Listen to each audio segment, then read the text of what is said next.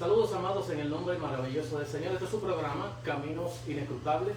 Estamos nuevamente haciendo un acercamiento bíblico y teológico sobre lo que llamamos el monarquismo modal, y estaremos retomando lo que la semana pasada habíamos empezado sobre este tema tan importante para la fe cristiana que se dio en el primero, segundo y tercer siglo de la era cristiana, y cómo la iglesia trabajó con él, cómo combatió con él, y cómo la iglesia luego en el año 195 declara a este movimiento una herejía.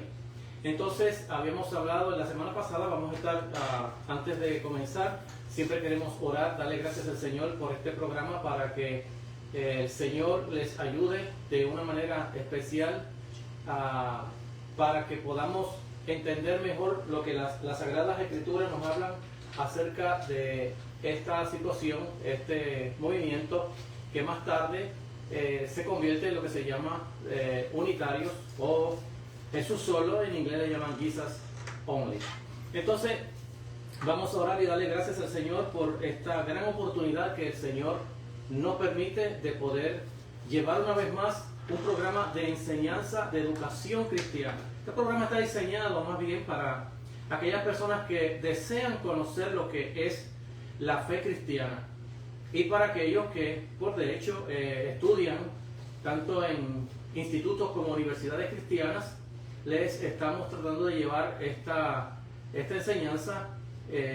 Quizás no estamos tocando del todo cada uno de los puntos porque nos llevaría demasiado tiempo, pero sí estamos cogiendo lo medular de cada una de estas enseñanzas que la iglesia declaró más tarde en una herejía, cómo combatió con ella, y cómo estas siguen funcionando en el día de hoy, porque cada una de ellas que hemos tocado, desde lo que es el ebionismo, el gnosticismo, sigue todavía en nuestros tiempos, y sigue no solamente fuera de las organizaciones cristianas, sino que aún dentro de la fe cristiana también sigue el gnosticismo, y sigue también lo que habíamos hablado de la fe monárquica, que no es otra que los Jesús solo.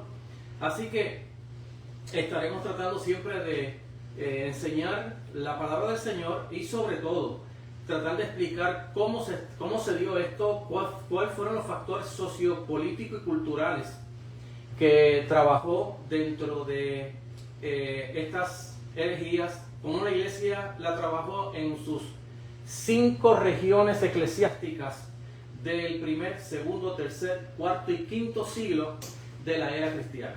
Así que vamos a orar para luego leer unos textos de la palabra del Señor que están quizás en su pantalla. Capítulo 17 del libro de San Juan, el cuarto evangelio, de los versículos 1 al versículo 13. Esta porción nosotros no estamos explicando el tema que estamos usando, porque estamos tocando con asuntos que fueron sociopolíticos, culturales, doctrinales y teológicos en la fe cristiana. Entonces el texto quizás lo vamos a tocar ya cuando estaremos hablando sobre la apología cristiana, la defensa que la iglesia va a utilizar para explicar cada una de estas enseñanzas, y cuál fue la metodología que la iglesia va a usar para trabajar con esta problemática que está afectando las regiones eclesiásticas de la fe cristiana. Así que vamos a orar dándole gracias al Señor primeramente, y segundo, queremos siempre la presencia del Espíritu Santo en medio nuestro. Él es el autor, eso es lo que yo creo, ese es mi supuesto de fe cristiana, de que la Biblia es palabra de Dios. Segundo, como palabra de Dios fue inspirada por el Espíritu Santo, y como esta es mi fe, estos son mis supuestos, que yo llevo el texto bíblico reconociendo la palabra de Dios como palabra de Dios y no como un mero libro de novela o cualquier otro libro como del Quijote de la Mancha. No, este es un libro sagrado y aparte de ser sagrado, es palabra de Dios. Así yo lo reconozco y este es mi supuesto que yo traigo el texto bíblico y este es mi supuesto que yo traigo la enseñanza de la palabra de Dios. Yo reconozco la palabra de Dios como palabra de Dios, no como un mero texto religioso, como hoy es dentro de la teología liberal. Así que vamos a orar y darle gracias al Señor. Y una vez que oremos, vamos a introducir el texto tema para el día de hoy, y ya cuando estemos hablando de lo que es la apología, la defensa de la fe cristiana, vamos a estar tocando estos textos y explicando cómo se entiende dentro de la teología cristiana estos textos y cómo se está entendiendo dentro de la teología monárquica. Así que oramos al Señor. Padre, te damos gracias por tu amor, bondad y misericordia, y te pedimos en el nombre de Jesús que la presencia del Espíritu Santo sea una realidad de nuestras vidas y que tu Espíritu Santo nos dé la capacidad para entender. Ilumínanos por medio de la palabra para poder comprender mejor el texto bíblico. Te lo pedimos en el nombre de Jesús, a quien damos la gloria y la honra. Amén. La palabra del Señor la estaremos leyendo allí en el libro de San Juan, capítulo 17, versículos del 1 al 13, donde la palabra del Señor lee así como sigue: a la gloria de Dios. Esta es lo que le llaman la oración intercesoria. Es como cuando Jesús termina todo su ministerio, le va a rendir cuenta al Padre de su ejecutoria, de sus tareas asignadas como el siervo de Yahvé. Así que el texto lee de la siguiente manera: estas cosas habló Jesús y levantando los ojos al cielo dijo: Padre, la hora ha llegado, glorifica a tu Hijo, para que también tu Hijo te glorifique a ti, como le has dado potestad sobre toda carne, para dar vida eterna a todos los que me diste. Y esta es la vida eterna, que te conozcan a ti, al único Dios verdadero, y a Jesucristo a quien has enviado. Yo te he glorificado en la tierra, he acabado la obra que me diste que hiciese. Ahora pues, Padre, glorifícame tú al lado tuyo con aquella gloria que tuve contigo antes de que el mundo fuese. He manifestado tu nombre a los hombres que del mundo me diste. Tuyos eran y me los diste y han guardado tu palabra.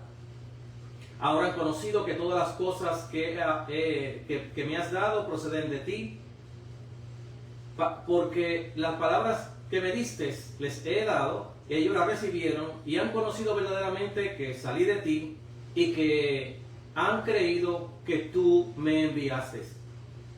Yo ruego por ellos. No ruego por los del mundo, sino por los que me diste, porque tuyos son, y todo lo mío es tuyo, y lo tuyo es mío, y he sido glorificado en ellos.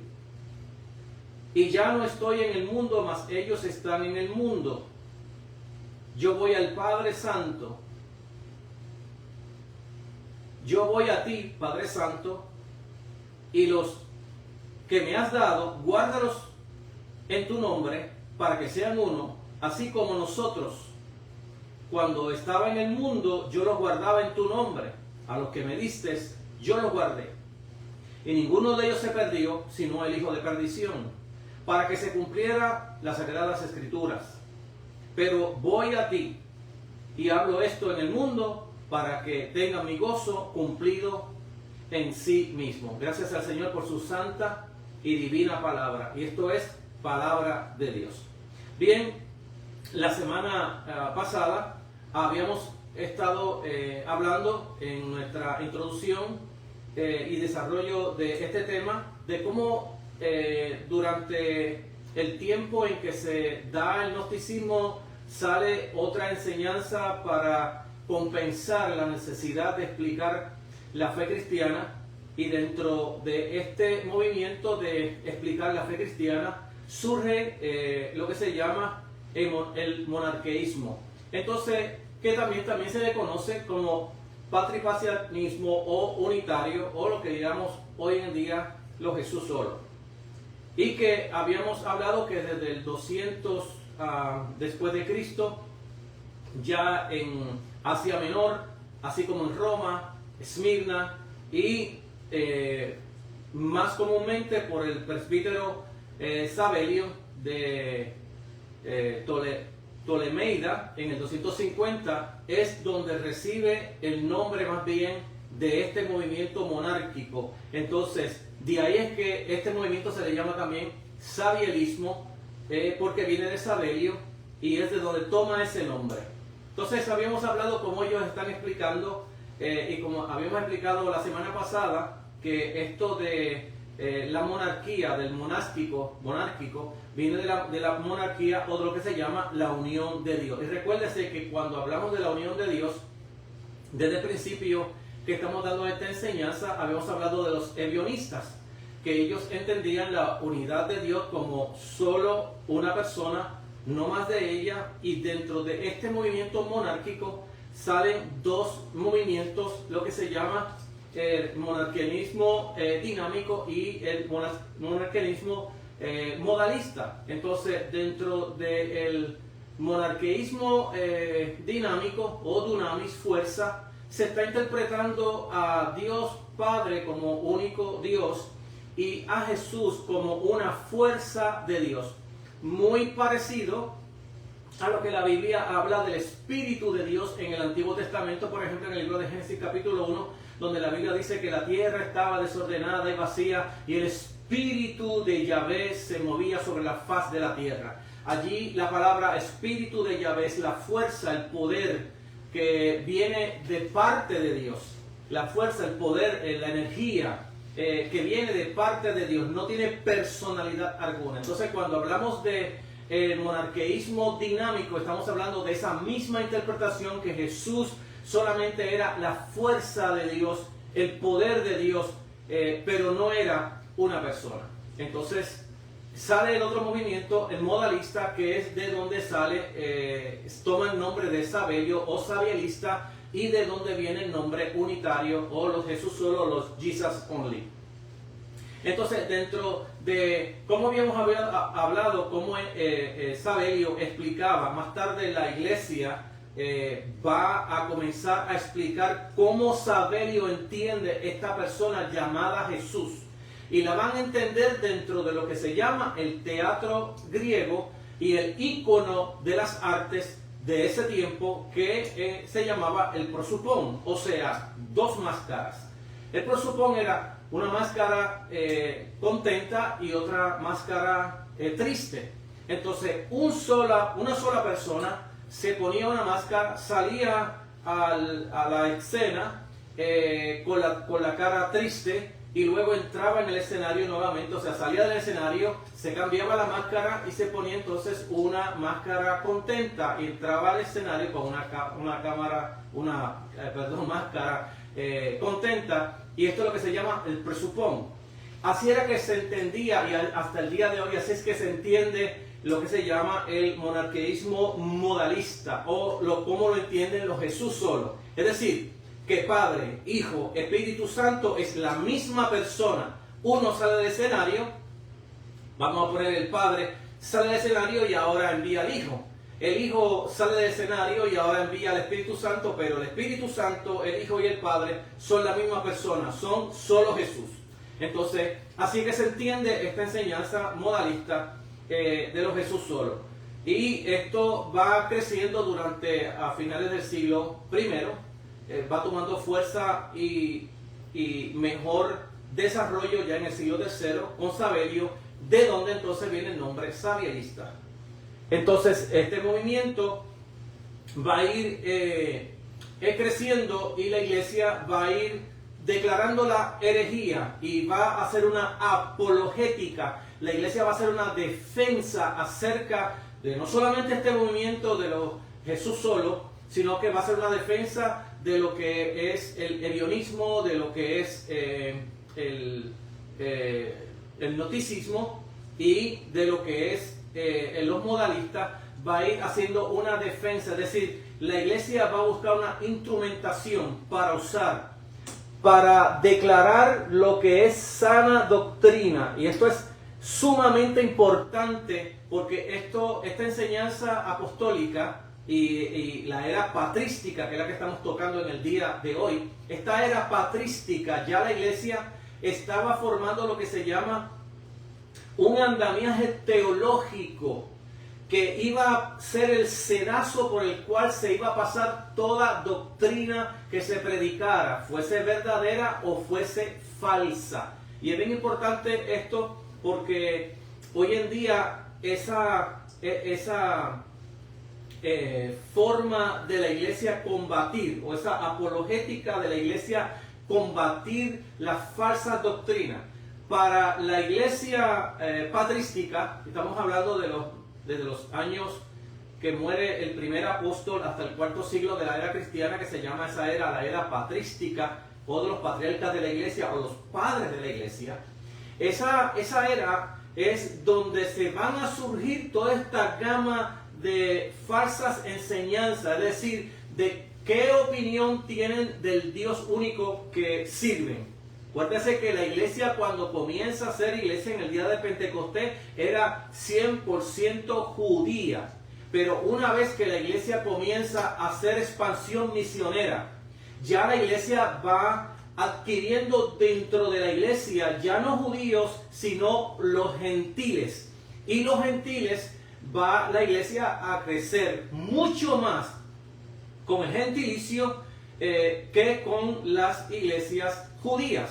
La iglesia judía se va a quedar atascada, por así decirlo, en Jerusalén, porque ella no le interesa proclamar el mensaje de salvación a las naciones paganas, porque ellos no se quieren contaminar. Era el problema de Pedro que encontramos con Pablo en el libro de Gálatas, en el capítulo 2 del libro de Gálatas. Así que los judíos se mantuvieron como una iglesia nacional, mientras que la iglesia que Pablo va fundando se va abriendo hacia el mundo del gentilicio, del mundo gentil, del paganismo, y esa iglesia judía va a quedarse no solamente que la salvación era por la gracia de Dios, por medio de la fe en Jesucristo, sino que se va a quedar demasiado, pero demasiado en el judaísmo. Todavía iban a seguir guardando la ley, todavía iban a seguir practicando fiestas que se guardaban en el Antiguo Testamento. Es decir, la iglesia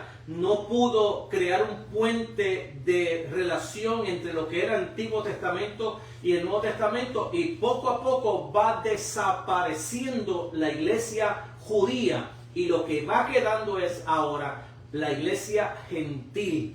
Con gentilicio va creciendo toda esta nueva enseñanza de defensa de la fe cristiana. Entonces va la iglesia levantando un muro de contención, de enseñanza, de catequismo dentro de la fe cristiana, para combatir todas estas herejías. Y los miembros que van entrando a las iglesias en el catecismo, y estos son catequistas, son catecúmenos, y estos catecúmenos van ahora a ser enseñados con la protección que ya tiene la iglesia, que hoy ya mismito voy a ir explicándolo cada uno de este sistema que la iglesia prepara, para no solamente preparar a los recién convertidos, lo que llamamos nosotros, o lo que llama la iglesia también católica, o siempre se llamó, desde antes que la iglesia se llamara oficialmente católica. Antes que la iglesia se llamaba oficialmente católica, ya tenía el nombre de católica, ya ellos se entendían ser católicos, porque católico es ser universal y ser una sola iglesia. Esa era, de ahí es que nace la palabra católico. Más tarde la iglesia se va a contaminar, la iglesia más tarde en el siglo XVI va a ser ahora lo que se llama la iglesia católica, apostólica y romana, y cada siglo hay unos cambios radicales dentro de esa organización. Pero hay otra organización también llamada católica, pero son los católicos del Oriente, y esta es lo que se llama más bien la iglesia más pura, es decir, la iglesia que preserva la fe cristiana desde el tiempo de la era patrística, del tiempo de los apóstoles, de la era patrística, hasta nuestros días. Entonces, esa iglesia es la iglesia del Oriente, que comprende lo que es Rusia, lo que es África del Sur, parte del Oriente, y es las iglesias cópticas. Todas estas iglesias son las iglesias que son más puristas en la fe cristiana, no como la iglesia católica de Roma, que es distinto a ella. Entonces, este instrumento que la iglesia va a preparar va a ser el sedazo para saber si lo que tú estás enseñando es sano, es ortodoxo. De ahí que la palabra católica, la iglesia católica ortodoxa, sea la iglesia católica del oriente, mientras que la iglesia católica del occidente, llamada la iglesia católica apostólica y romana, es la iglesia que más cambio ha tenido en sus doctrinas y enseñanzas de la fe cristiana. Es decir, ha tenido unos cambios, especialmente desde el siglo XVI, lo que se llama la contrarreforma, es decir, que la iglesia católica, cuando los reformadores comienzan a hacer la reforma evangélica, que más tarde se va a llamar la reforma protestante, la iglesia católica crea el concilio de Trento, en lo que se llama la contrarreforma de la iglesia, es decir, en contra de la reforma que hace la iglesia, Martín Lutero, Juan Calvino y otros reformadores, Zwingli y otros reformadores que comienzan a trabajar en la nueva fe cristiana, en el evangelio, y la iglesia católica hace el concilio, crea el concilio de Trento para hacerle una contrarreforma a la reforma evangélica.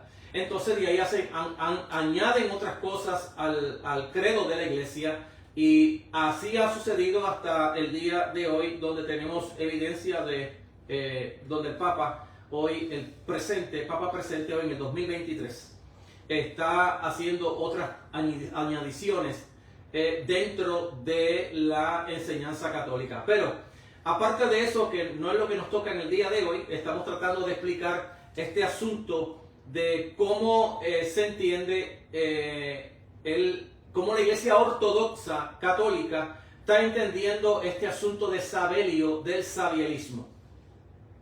La iglesia va a crear dentro de ese momento un sistema para pasar como un sedazo donde se va a pasar por ahí toda enseñanza que se da. La enseñanza que se da es bíblica, en este caso es apostólica, y de ahí es donde comienzan las enseñanzas que se llaman ortodoxas o las enseñanzas que son herejías. Desde esa perspectiva, ante el impacto de las herejías que están naciendo en el siglo II de la era cristiana, los cristianos se veían obligados en esas doctrinas, una amenaza de la fe cristiana, y se vieron obligados a tomar esas medidas para evitar la propagación y mantener lo que era la iglesia católica pura, libre de errores teológicos. Y entonces, recuérdese que en la semana pasada estamos hablando de lo que entendíamos como teología y lo que son los errores teológicos. Y habíamos explicado que muchas personas, de hecho todavía hay muchas personas dentro de las iglesias cristianas, incluyendo de las iglesias donde yo nací, pentecostales, donde a veces uno le pregunta al pastor sobre la teología de la iglesia y ellos dicen, no, nosotros no tenemos teología. Y entonces uno tiene que enseñarle al pastor que no hay tal cosa como una iglesia sin teología. Toda iglesia tiene teología por sí sola. Tiene teología. De hecho, si en su iglesia se canta, si en su iglesia se cantan himnos, coros, alabanzas, usted está cantando, haciendo teología. Porque la teología no se puede predicar la palabra, no se puede evangelizar, no se puede hacer misiones sin teología. La teología es la manera como se explica esta verdad que está revelada en la palabra de Dios. Y habíamos dicho que cuando nosotros leemos el texto bíblico, estamos leyendo palabra de Dios. Tan pronto usted comienza a predicar la palabra, usted se salió del texto bíblico y entró a lo que se llama a teología, a hacer interpretación del texto que usted ha tomado para leerlo. Entonces, decir que mi iglesia no tiene teología es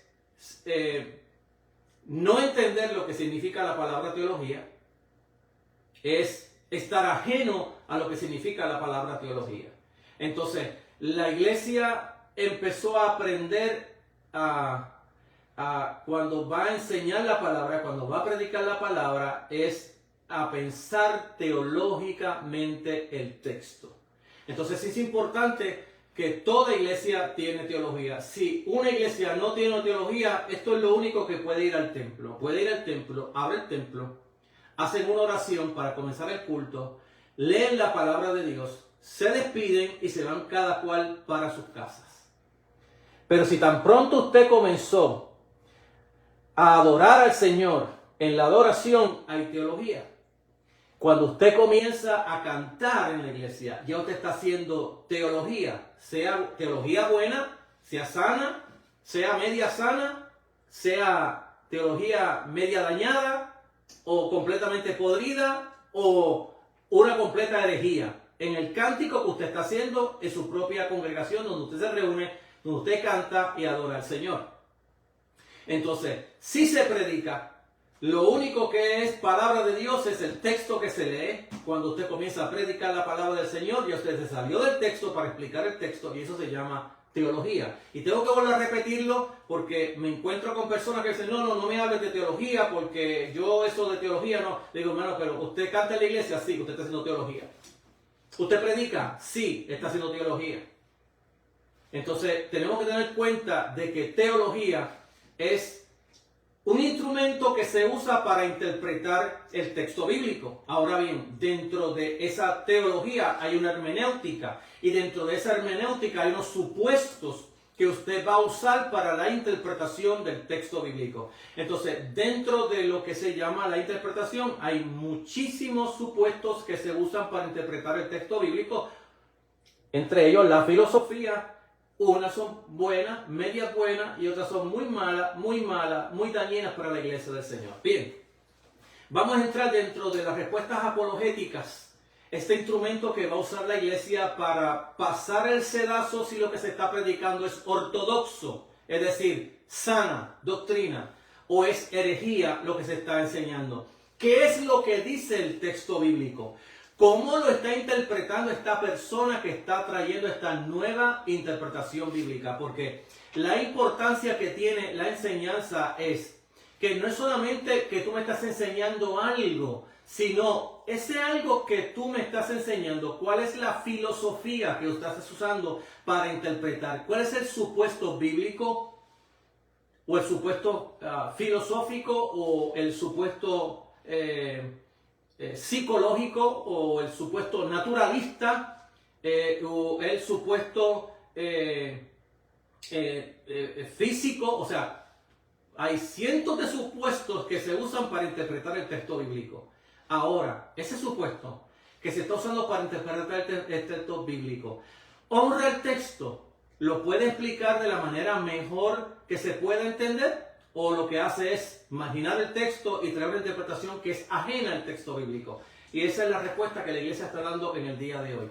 Así que, aunque la organización de la iglesia en la época que estamos tocando, segundo, tercer siglo de la era cristiana, no le permitía a la iglesia tomar decisiones rápidas por lo distante que tenían. Bueno, no tenían WhatsApp, no tenían teléfono, no tenían cell phone para comunicarse con las personas, pero uno tiene que ver la manera como la iglesia, a pesar de la distancia, en las 5 comunidades eclesiásticas de fe, ellos pudieron combatir estas herejías.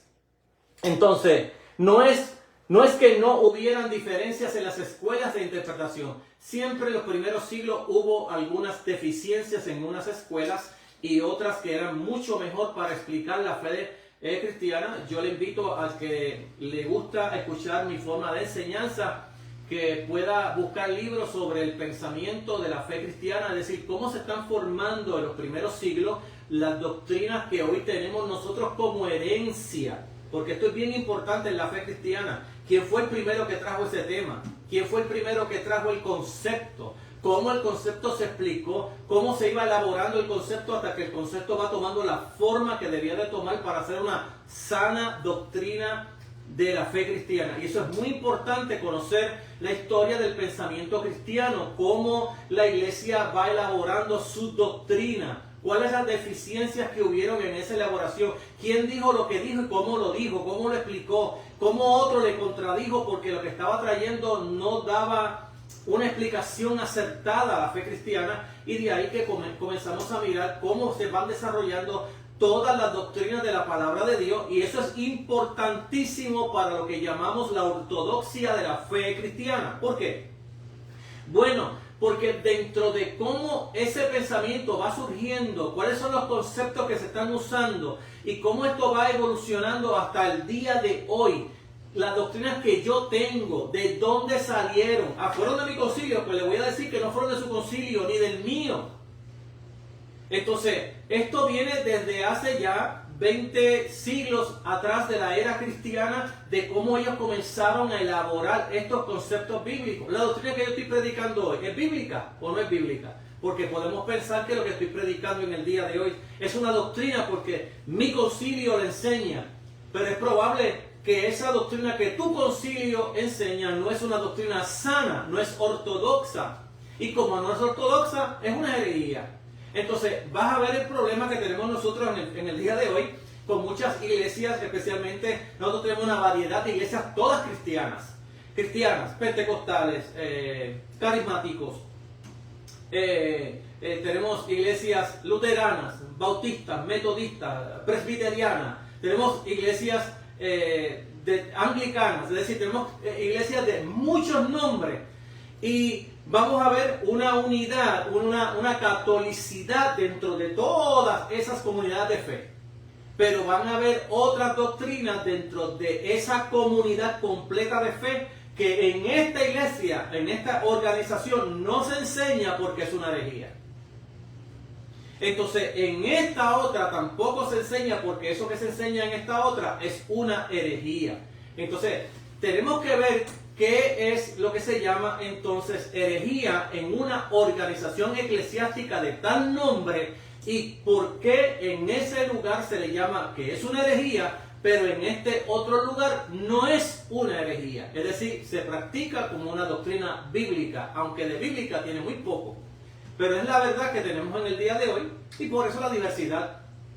Porque cuando la reforma se va dándose también estas organizaciones eclesiásticas luteranas, bautistas, anabautistas, se van dando presbiterios, se van dando todas estas enseñanzas que tenemos en el día de hoy, y el pentecostalismo, un fenómeno nuevo de ya finales del siglo XVIII para el XIX, a principios del XIX, donde va formándose esta otra enseñanza de estilo pentecostal, y hoy tenemos ahora neopentecostales que han salido de los pentecostales, que su doctrina y enseñanza no tiene casi nada o mucho que nada que ver con el pentecostal clásico que nació allá a principios del siglo XIX o a finales del siglo XVIII, cuando se van dando estos pequeños avivamientos de propios concilios que ya estaban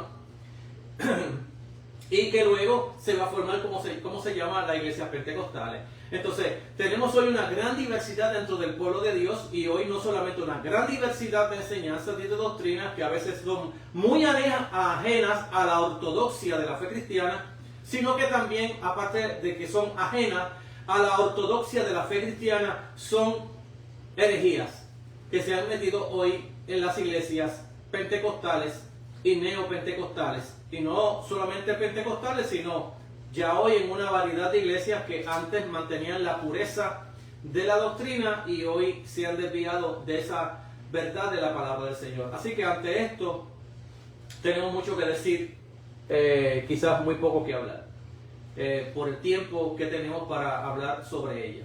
Entonces es importante que aunque la iglesia no tenía escuelas del todo que eran católicas o que tuvieran una interpretación completa o sana de la fe cristiana, la iglesia en estas 5 comunidades de fe o lo que se llaman eclesiásticas del primer, segundo y tercer siglo, cuarto siglo de la era cristiana, cómo ellos pudieron trabajar no solamente en contra de las enseñanzas, lo que se llama las herejías, sino cómo pudieron estar de acuerdo, que de hecho hay hoy en día autores muy respetados dentro del campo de la teología, teólogos exégetas, donde dicen que tenemos que mirar la presencia del Espíritu Santo en lo que se llama la formación del canon.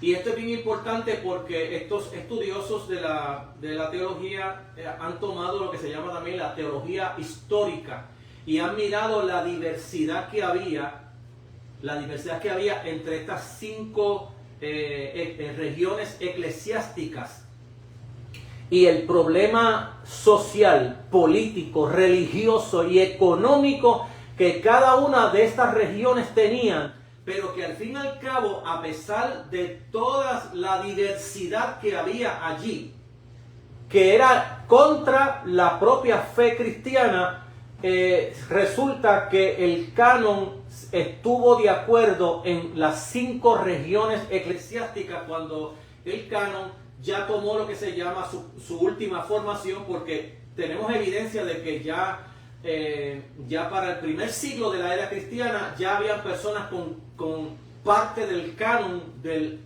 Nuevo Testamento, porque ya el canon del Viejo Testamento ya estaba formado, ya la iglesia ya tenía los libros del Antiguo Testamento y lo que faltaban era acomodar lo que se llama el canon o los libros inspirados por el Espíritu Santo, libros apostólicos, para formar el canon del Nuevo Testamento, es decir, los libros del Nuevo Testamento. Entonces, esto no se dio en un vacío, se dio en 5 regiones eclesiásticas totalmente diferentes y adversas, políticas, socialmente y económicamente, cada una de ellas, pero cómo el Espíritu Santo trabajó, operó para que el Evangelio saliera puro, cómo trabajaron para rechazar cuanto libro gnóstico se había escrito, porque había muchísimos evangelios, había muchísimas epístolas, es decir, los libros que habían que leer eran demasiados libros para que ya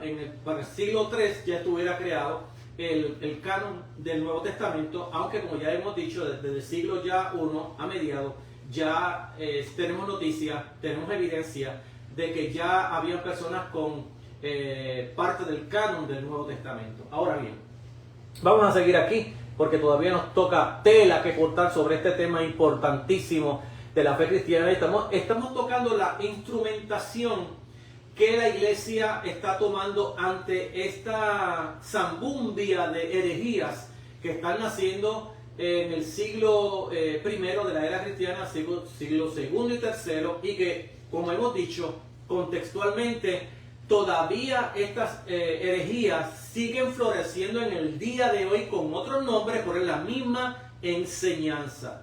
Y claro está, hoy se han añadido otras miles de cosas que no tienen nada que ver, con la doctrina de la fe cristiana, que hoy están dentro de las iglesias cristianas, lamentablemente. Bueno, número 1, la iglesia va a crear lo que se llama el instrumento de la autoridad apostólica, lo que se llama la apostolicidad de la iglesia. Entonces, estos instrumentos que nos referimos, el énfasis en lo que se llama sucesión apostólica, el canon del Nuevo Testamento, que es la segunda instrumento que se crea. Luego se crea lo que se llama la regla de fe, aunque la regla de fe estaba mucho más antes que el canon del Nuevo Testamento, y lo que se llama también los credos de la iglesia. Estos 4 instrumentos es lo que la iglesia va a utilizar para trabajar contra las herejías, pero no solamente para trabajar contra las herejías. Estos instrumentos van a trabajar también para dar catecismo en la iglesia, es decir, que los catequistas estaban siendo enseñados para el bautismo en las aguas. Si tú no confesabas estas verdades que estaban en el credo de la iglesia, tú no podías ser bautizado en las aguas porque tú no eras creyente, es decir, tú no creías la verdad de la palabra de Dios, tú no creías lo que la palabra del Señor enseña, tú no creías lo que los apóstoles estaban enseñando. Y la iglesia de hoy, la iglesia del siglo XXI, 2023, la iglesia de hoy debe de volver. Y yo sé que muchas iglesias, cuando salieron de lo que se llama la iglesia católica, que más tarde se va a llamar en la Contrarreforma la Iglesia Católica, Apostólica y Romana, de esa iglesia, cuando la iglesia sale de esa iglesia, muchas iglesias no quisieron ser iglesias confesionales. Entre ellas están los bautistas, los anabautistas, y entre ellas están también los pentecostales, ya se llamen los pentecostales clásicos o neopentecostales. Todas estas iglesias, y hay otras también, que se negaron a ser iglesias confesionales. Y en este caso, es interesante hablar porque en este caso las confesiones y los credos de la iglesia servían, vuelvo a repetir, como instrumentos contra las herejías. Yo quisiera que hoy los que me están escuchando y los que son pastores se atrevieran a tomar, por ejemplo, uno de los credos de la iglesia y especialmente los 7 credos mayores que se llaman porque fueron los 7 credos donde nacieron de las 5 regiones eclesiásticas. No estamos hablando de un credo que creó fulano de tal, estamos hablando de las 5 regiones eclesiásticas. Y si usted en la iglesia se atreve a leer ese credo y decir cuando lo termine, en esto creemos. Porque yo sé que las iglesias de donde yo nací, las iglesias pentecostales y otras iglesias que no son confesionales, tienen sus libritos de fe de la iglesia. Son libritos de fe que tienen en sus iglesias. Cuando usted los lee, va a mirar allí que hay confesiones de los credos de la iglesia. Entonces, ese librito de fe, que a veces tanto se defiende en la iglesia como tanto se trata de enmendar cada año en las asambleas, ese librito de fe que usted lee allí, que en muchas ocasiones la palabra de Dios ya no tiene utilidad porque la asamblea tiene más poder que la propia palabra de Dios, y de ahí que tenemos concilios donde hoy se han dividido porque comenzaron a meter dentro de la fe cristiana, enmendaron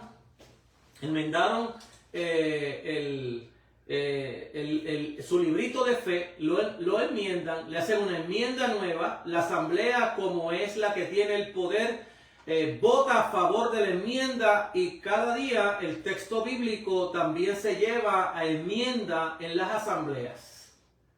Y eso ha creado hoy divisiones en las iglesias. No quiero mencionar nombre porque no me gustaría ofender a nadie que estuviera en una de estas iglesias. Esa no es mi intención en esta enseñanza que yo llevo de la palabra de Dios. Mi respeto a toda la comunidad de fe cristiana, evangélica, ya se llame luterano, presbiteriano, ya se llame discípulos de Cristo, hermanos, como quiera que se llamen, anglicanos. Yo respeto cada una de ellas y a cada una de ellas yo valoro.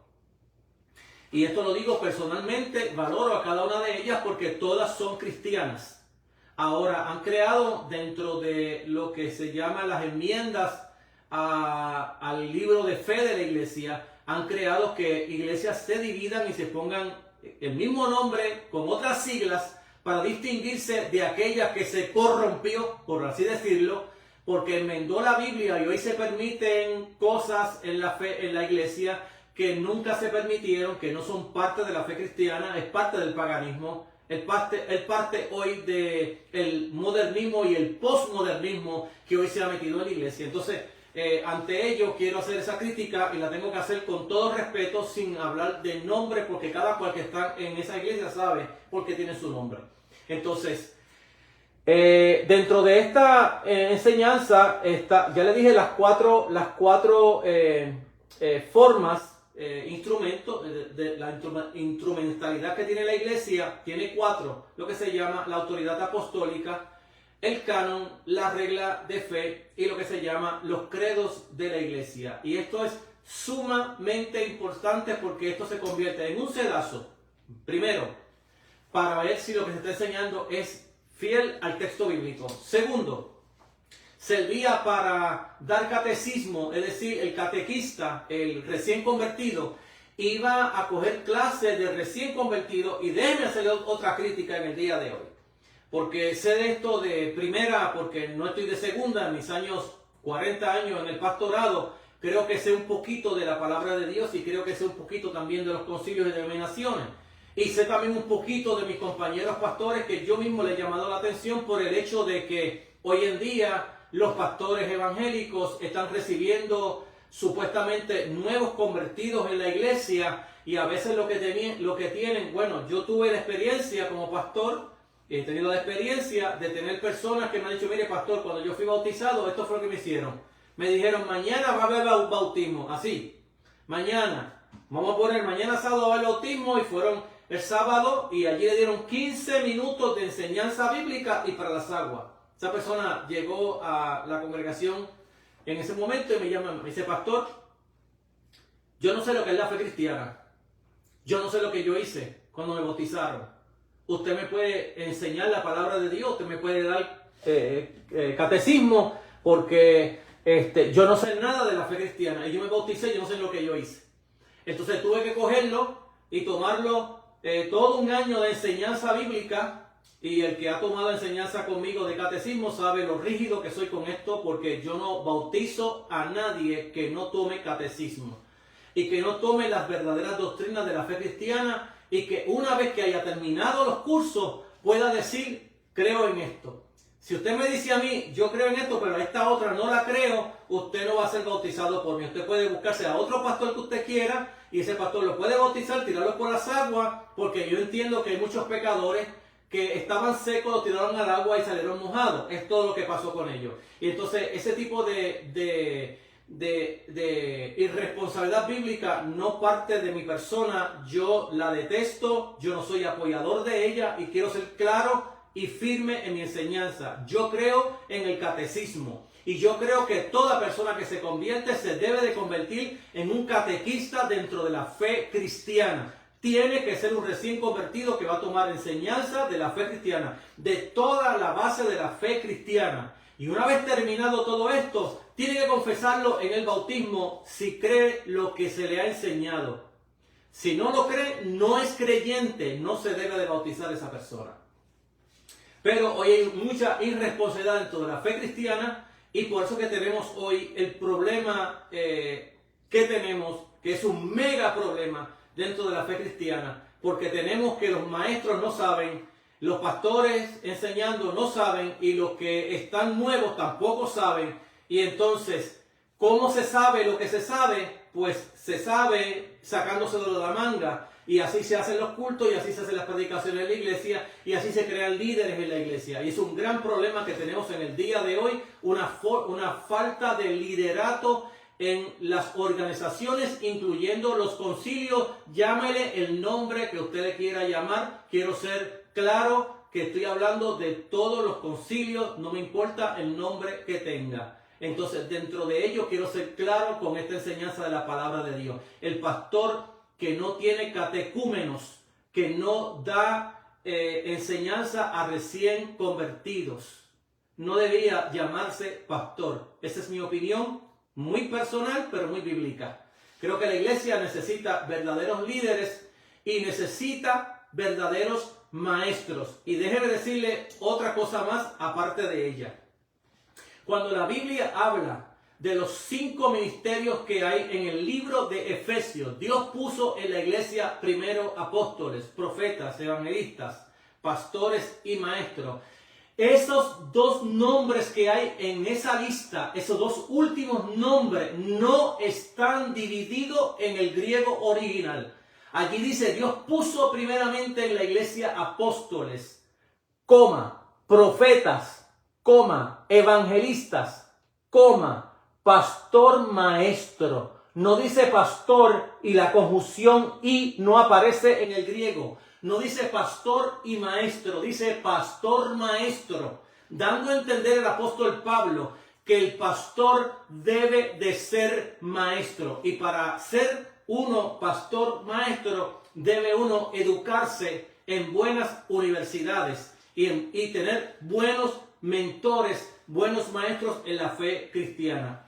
Y si no los hay en tu concilio, búscate otro fuera de tu concilio y búscate donde te pueden dar buena enseñanza bíblica. Número 1 y número 2, mira si esa enseñanza bíblica es ortodoxa. Porque si no hay ortodoxia dentro de esa enseñanza, no es bíblica, aunque usen el texto como Biblia. Toda falsa doctrina usa el texto bíblico. Todas se apoyan en un texto bíblico. Todas. No hay ninguna falsa doctrina que no se apoye en el verso bíblico. Usted puede hablar de los santos de los últimos días. Tienen textos para explicarse. Pueden hablar de los testigos de Jehová que hablamos, el arianismo. Tienen textos para donde apoyarse. Hable de los Jesús solo. Tienen textos donde apoyarse. Los evionistas tienen textos donde apoyarse. Los nestorianos tienen textos donde apoyarse. Es decir, no estamos hablando de que las doctrinas no tienen un texto donde apoyarse. Todas están usando textos bíblicos. El problema no es que se esté usando textos bíblicos, es si ese texto se ha sacado del contexto bíblico y de el tema que el autor está llevando. ¿Cuál fue la intención del autor, del Espíritu Santo, de inspirar este autor en ese texto? ¿Qué fue lo que quiso traer y cómo se explica esto en la fe cristiana? Entonces, si no entendemos esas cosas, en cualquier universidad, en todas las que he tomado yo clases, en todas me han enseñado cosas que no son doctrinas bíblicas, que no son ortodoxia, que no es parte de la fe cristiana, en todas. Entonces, uno tiene que mirar qué me están enseñando, qué supuesto está trayendo mi maestro aquí a esta clase, cómo él lo está creyendo y cómo la ortodoxia, la fe cristiana ortodoxa lo cree.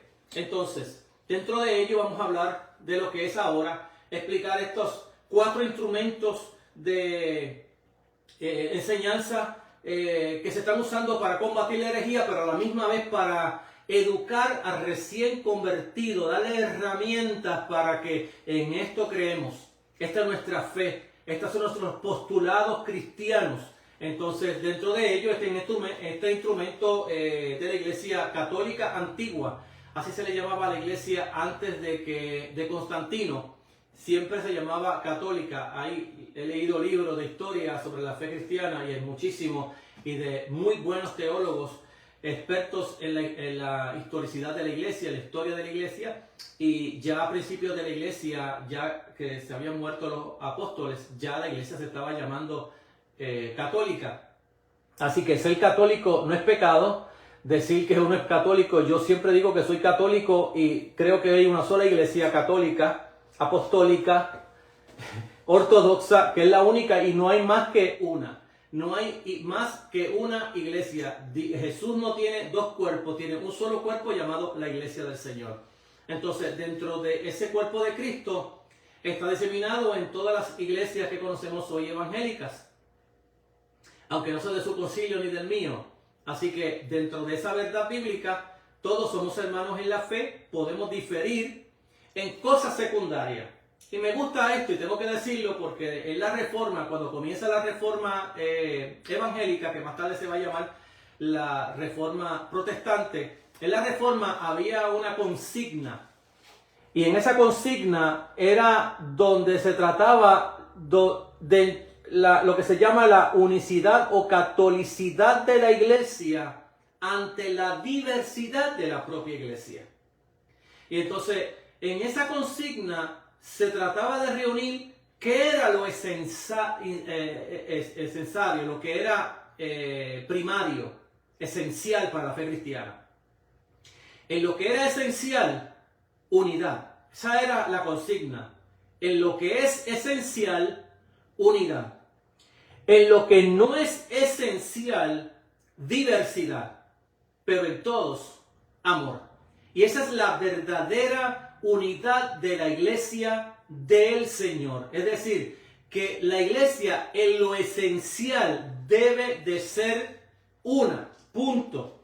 No puede haber, en lo esencial, no puede haber diversidad en lo que es esencial. En lo esencial, unidad. Es decir, esencial, Cristo vino en carne, ministró en carne, murió en carne, resucitó en carne, ascendió al cielo de Dios en carne y volverá en su segunda venida en carne. Esa es la doctrina ortodoxa dentro de la fe cristiana, y en eso unidad.